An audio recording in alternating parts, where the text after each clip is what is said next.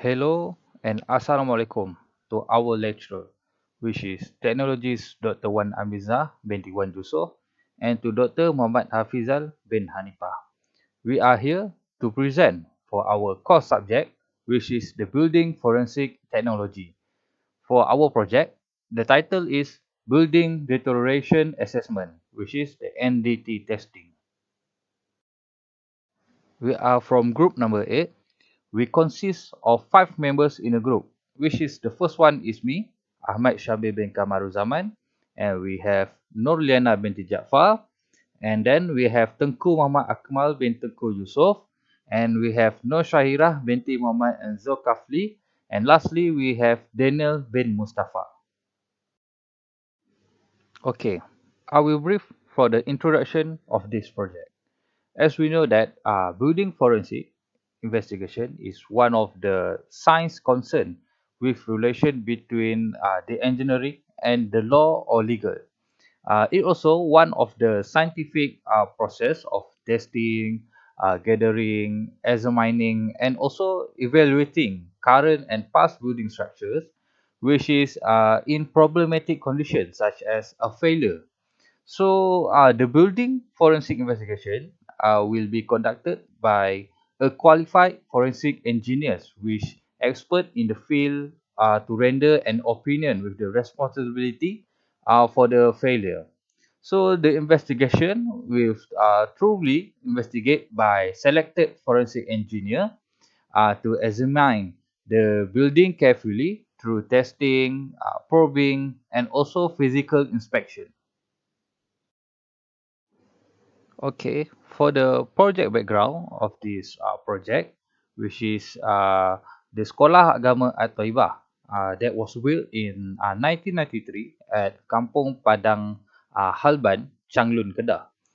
The learning session of the school was started in about 2001, and year by year, the school become one of the school that has a large number of students in Changlun, Kedah. So this require them to add another building to provide more spaces and classes to the student. So the project to add another building at the school are temporarily stopped due to some reasons, but somehow the school wanted the project to continue. So to continue the project, preventive measure has been taken before the project begin, as the project is abandoned for a long time. So the building structure show the early signs of failure. So advanced integrated engineering Sedar Berhad was selected to conduct a forensic investigation on the building to investigate the failure of the structure from many aspects by using modern technology such as the non-destructive testing (NDT). And the forensic investigation is conducted to identify the type of failure, factors of failure, and also the type of method to repair the structure. So this is the site location and the site project at Kampung Padang Halban, Changlun, Kedah. As we can see that the addition of the building structure is abandoned for a long time. So this is the role of the team members. So this project is conducted with 5 team members in the group, and each team members have its own role in the team from the beginning until the end of this project. And all team members work as a teamwork throughout this project. So there are 2 sessions of work in this project. The first session is the visual inspection, and the second session is the non-destructive testing, such as rebound hammer and also the UPV testing. So this is our role of the team members. From the first picture, the work that we doing is to locate the columns, beam and slabs by using the building plan that provided to us, and we have to fill in the details in the form that has been given to us. So this work has been assigned to 3 people, which is me, Ahmad Syamir, Danial, and also Nur Syahirah binti Mohd Zolkfali.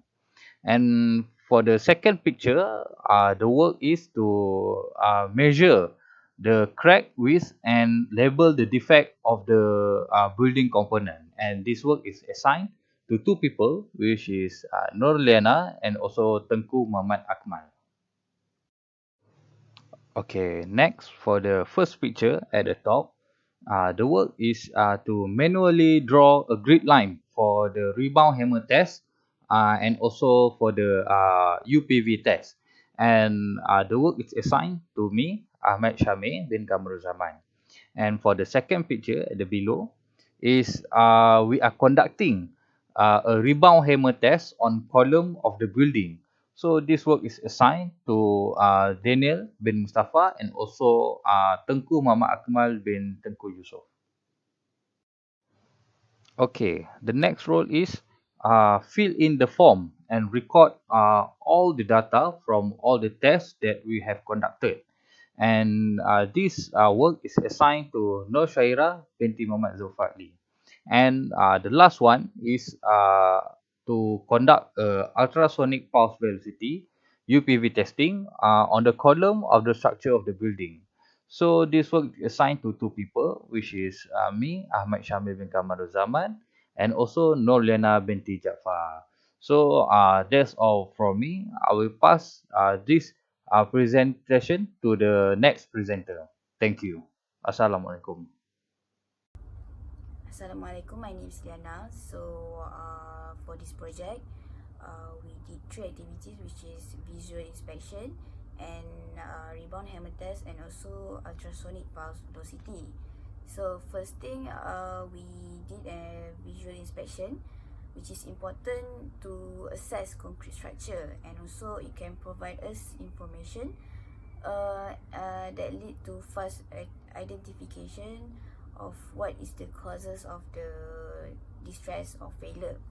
And then for rebound hammer test, it measures the rebound of a mass propelled by a spring after its contact with the concrete surface, and the result of the rebound number, which is proportional to the concrete surface hardness of concrete.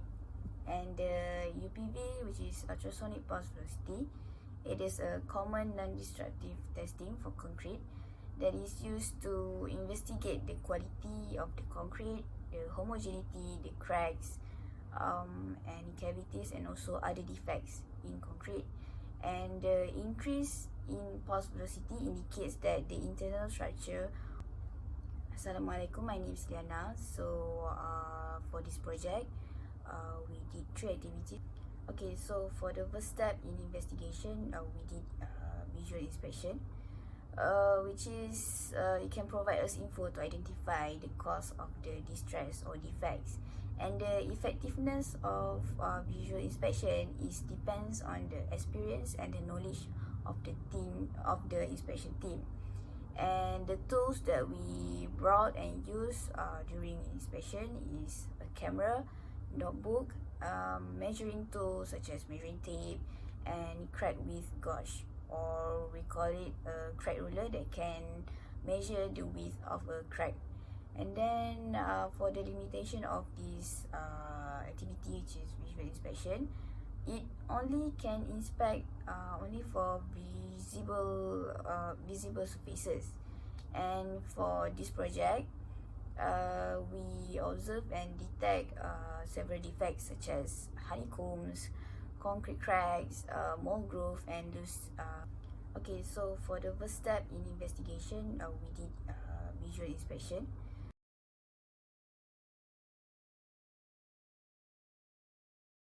Okay, so for the next activity is rebound hammer test, which is non-destructive testing, which is frequently used in situ testing of hardened concrete, which is required to determine whether a structure is suitable for its intended use. And the structural integrity of existing structures must be evaluated after years of exposure to environmental impacts such as the climate change or weathering and other stresses.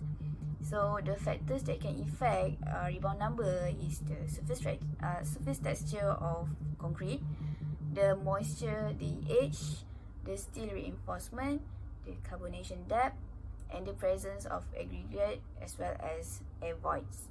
And the data that we collected and also the result is the conversion R value, which is then interpreted by based on the quality of concrete given by British Standard 188.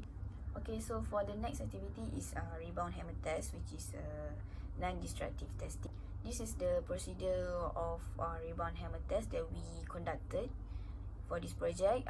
Firstly, we draw a grid line with 5 centimeter distance between each point. This is to ensure the rebound hammer hit the appropriate points. And for the testing, the rebound hammer is perpendicular to the concrete surface, and it is gradually pushed to the concrete surface, and then the data is recorded. This is the data and the result of rebound hammer test. It can be observed that the R value of the column tested is in the range between 40 megapascal to 50 megapascal. Based on the concrete quality, the quality of the concrete is excellent. The next non-destructive testing is ultrasonic pulse velocity, or the common call is UPV. So UPV aids in determining the uniformity of cement-based composites as well as concrete or mortar health monitoring technique. The elastic rigidity and mechanical strength of the concrete affect the velocity energy pulse in the concrete. So the factors that can influence the pulse velocity is the size of aggregate, the age of concrete, the test temperatures, the moisture content of the concrete itself, the type of cement used, the shape and the size of the concrete, and the curing condition. So the procedure of UPV is that first we apply gel or grease on the transducer. It is to smoothen the contact between the transducers and the concrete surface of the column. And then the testing was that the transducers were placed on the predetermined grid line of the concrete surface of the column, and then the data, which is the transmission time that was.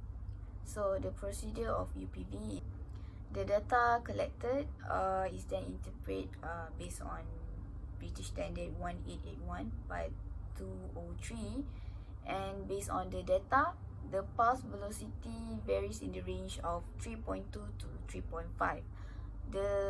This shows that the quality of the concrete is categorized as medium. Thank you.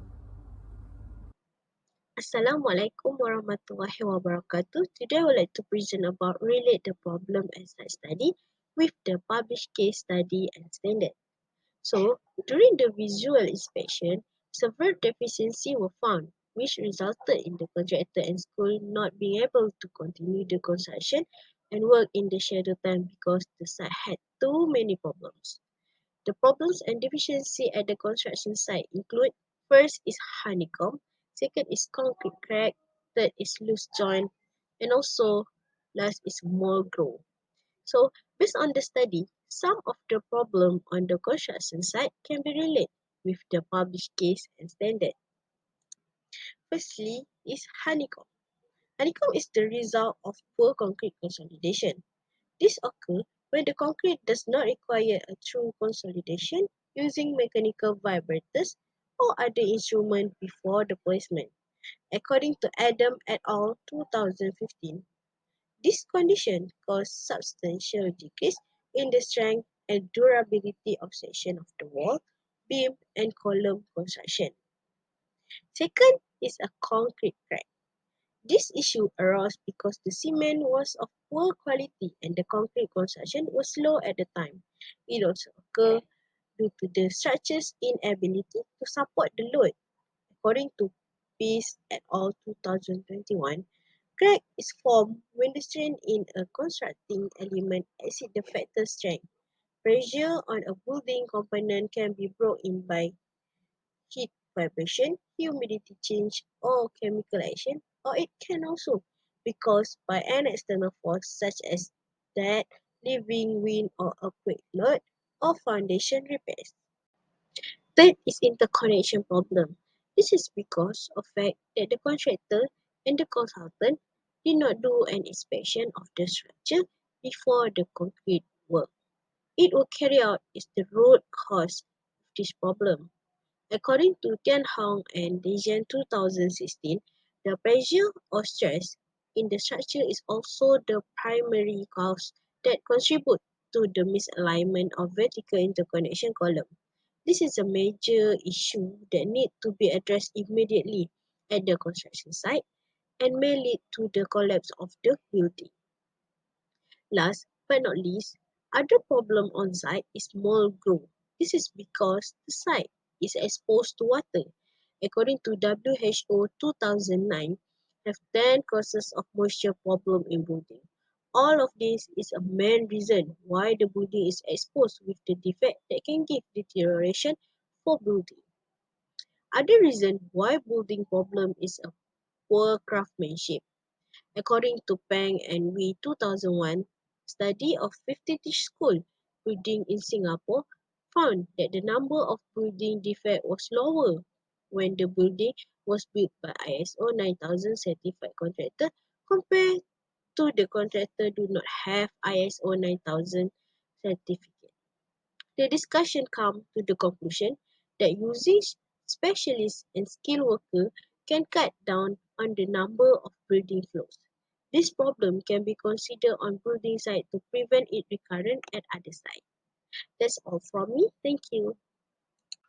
Assalamualaikum warahmatullahi wabarakatuh. My name is Tengku Muhammad Akmal binti Yusoff, and I will continue for building structural failure that we found in Sekolah Agama At-Toyyibah. So basically, there are 4 failure that we found. The first one is honeycomb. So the pattern of voids or empty space left within a concrete column is referred to as a honeycomb in a structural column detail. The presence of voids or empty space inside the concrete can diminish the column's compressive strength, making it more prone to bulking or collapsing under stress. The second defect is a concrete crack. A crack in a slab is a crack that occurs in a concrete slab, which is a flat horizontal surface that is part of the foundation or floor of a structure. Some cracks may be aesthetic in nature and have no bearing on the structural integrity of the building, whilst others might weaken the structure and make it more prone to failure. The third one is a loose connection between the column and floor. The connection between the column and the floor in the school building is a non-parallel, and the obstruction of all connection between the column and the floor have the same damage. A loose connection can compromise the structural integrity of building and structure, leading to its collapse, damage, and failure. The last one is mold growth. So, most development in buildings may be caused by a number of causes, including excessive humidity, water leaks, and inadequate ventilation. Mold may develop on a wide range of surface, including wood, drywall, and insulation, and it can appear as discoloration, staining, and musty odor. Okay, as you can see here, these are a photo that we take from the building. So the first photo is a honeycomb in column. Second one is a crack in a slab. The third is a loose connection between the column and floor. And the fourth is a growth of mold in the building. So basically, there are a few factors that leads to defects and failure that we found in Sekolah Agama At-Toyyibah. So for honeycomb, the factors are improper concrete mixing, improper compaction, excessive water cement ratio, and low slump concrete. For concrete crack, the factors are shrinkage, temperature change, drying shrinkage, and overloading. So basically, concrete shrinks as it dry, which can cause crack to form in the slab. So for loose connection, the factors are workmanship, as the contractor and construction workers do not follow the correct size or place specification as per design for placing the column. The second factor is improper design. If the connection are not designed properly, they may not be able to withstand the loads they are subject to. And the last factor is improper installation. For mold growth, the key factor is high humidity, as it can cause by lack of proper ventilation, leaks and condensation. So this condition provide the moisture that molds needs to grow and thrive. The second one is water leakage. Also provide the necessary moisture for mold growth. These leaks can be caused by a variety of factors such as broken pipes, roof leaks, and poor drainage around the buildings. And the last one is poor ventilation can also contribute to mold growth by trapping moisture and humidity inside the building. This can be caused by closed or blocked vents, lack of exhaust fans, and a poorly designed HVAC system. Hi, Assalamualaikum warahmatullahi wabarakatuh. My name is Danial bin Mustafa, and now I will present about the proposed innovative, sustainable, and economic repairing works.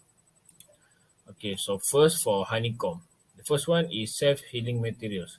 Developing a self-healing materials that can automatically repair small cracks and damage in the honeycomb structure without the need for human intervention. This could be achieved through the incorporation of microcapsules containing repair agents that are activated when a crack forms. Second one is 3D printing. Okay, so utilizing 3D printing technology to create customized replacement parts for damaged section of the honeycomb structure. This method could reduce waste and improve repair efficiency, as the replacement parts can be precisely tailored to the exact dimension of the damaged area. And the third one is recycling. Okay, so developing a recycling process for damaged honeycomb structures, where the old honeycomb can be broken down and repurposed into new honeycomb materials. This will reduce the need for new raw materials and minimize waste. The fourth is smart monitoring. Incorporation of smart sensors that can continuously monitor the integrity of the honeycomb structure and alert maintenance personnel when repairs are needed. This approach can help to identify issues early and avoid costly repairs. Okay, five is natural materials. Using natural materials such as bamboo and cork to repair the honeycomb structure, which are renewable and biodegradable. And the last one is in situ repair. So developing in situ repair methods for honeycomb structures, which involve injecting a repair materials into the damaged area while the honeycomb is still in place. This can help to reduce the amount of energy and resources required for repairs and minimize the need for replacement parts.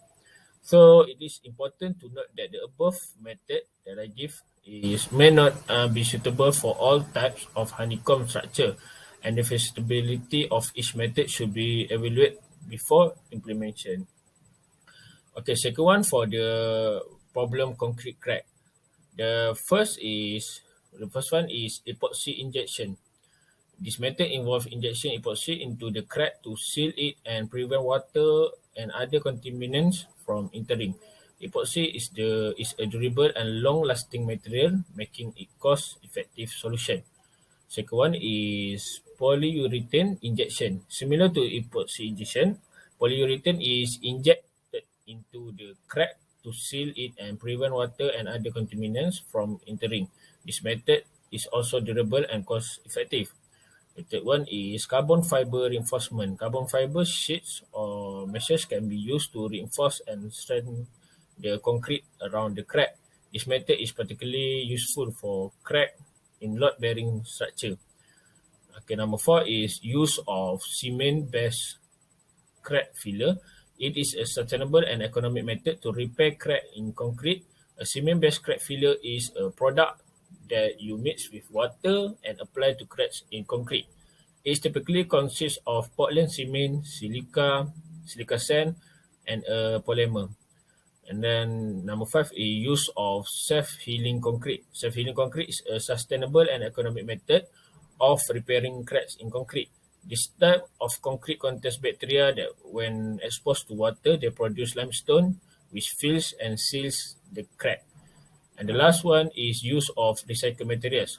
Incorporating recycled materials into the repair process can be sustainable and economic. For example, using crushed recycled concrete as aggregate in the repair material. So these are some of the innovative methods for repairing concrete cracks that are sustainable and economic. It is important to consult with a structural engineer to determine the best repair method for a specific situation and to ensure that the repair is done correctly. Okay, next for loose connection between intersection of column. First one is epoxy injection. This method involves injecting a high-strength epoxy resin into the joint to create a bond between the loose part and stabilize the connection.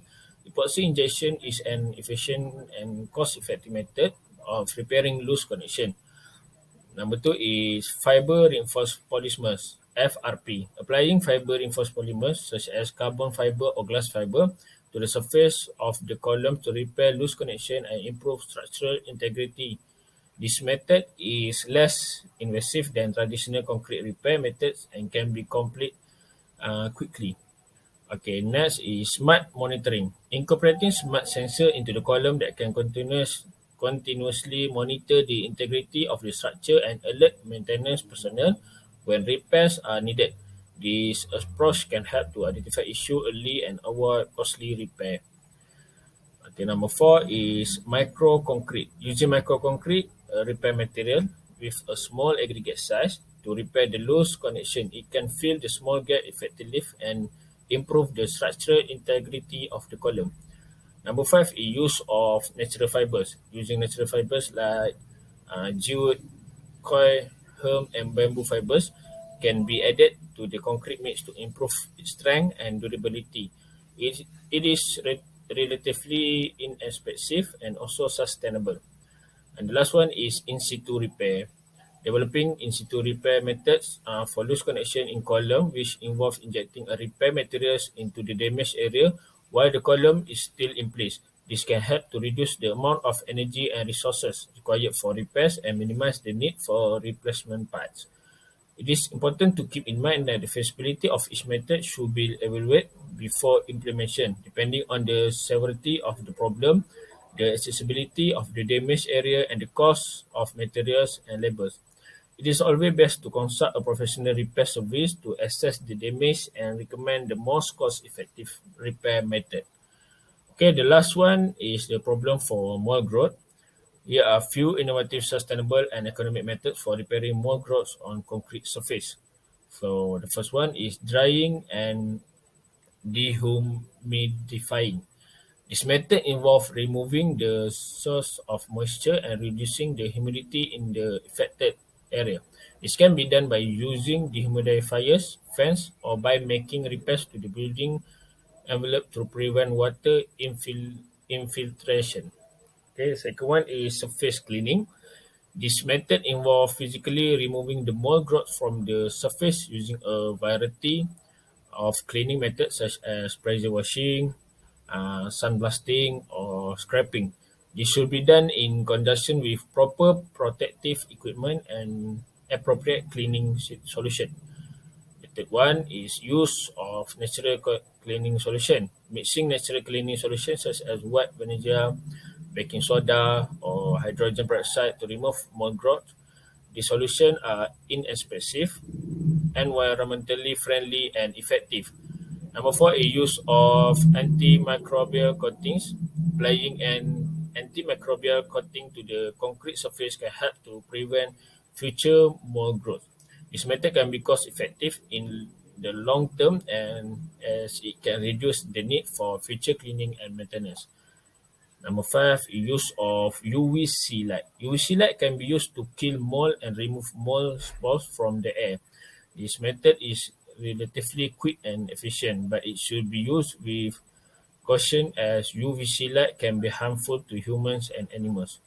And last one is use of HEPA air filters. HEPA air filters can be used to remove mold spores from the air. This method can be effective in preventing mold growth, but it should be used in conjunction with other methods to remove mold growth. It's important to keep in mind that the effectiveness of each method will depend on the severity of the mold growth, the accessibility of the affected area, and the cost of materials and labor. It is always best to consult a professional service to assess the damage and recommend the most cost-effective repair method. Okay, so for the last one is conclusion. In conclusion, our trip to this site visit gave our group a lot of knowledge about building forensic technology. At the same time, we also gain a lot of experience of being on site and learn new knowledge that is very important and can be applied in the future for work life. We also had achieved the objective of this project, which was to determine the building inspection practice at site location using NDT instruments such as ultrasonic pulse velocity, UPV, and rebound hammer. From this project, the visual inspection also is important at the beginning of the inspection practices. At site, we help to identify structural defects of the building. The defects that our group detected from our inspection in the building were honeycomb, concrete crack, loose connection between intersection of column, and the last one is mold growth. Next, for NDT test, the result that we obtained from the rebound hammer test, mostly the average number rebound that we got are more than 40, and it can be concluded that the quality of the concrete is very good. For UPV test, the overall pass velocity that we obtained is 3000 until 5000 velocity, and it showed that the concrete was in medium quality. Finally, we also want to thank Tuan Syed Azmin bin Syed Abdul Razak, the forensic manager from Adrian Technology Resources, who have been honored to teach and give us the opportunity to learn new things about forensic engineering. Not forgetting also to all lecturers that have been involved in this program, who have also taken care for all our needs and safety throughout this program. We really appreciate for the chance to have this site visit for exposure. This will have more practical knowledge as it gives us preparation for future to become a successful engineer. That's all from us. Thank you.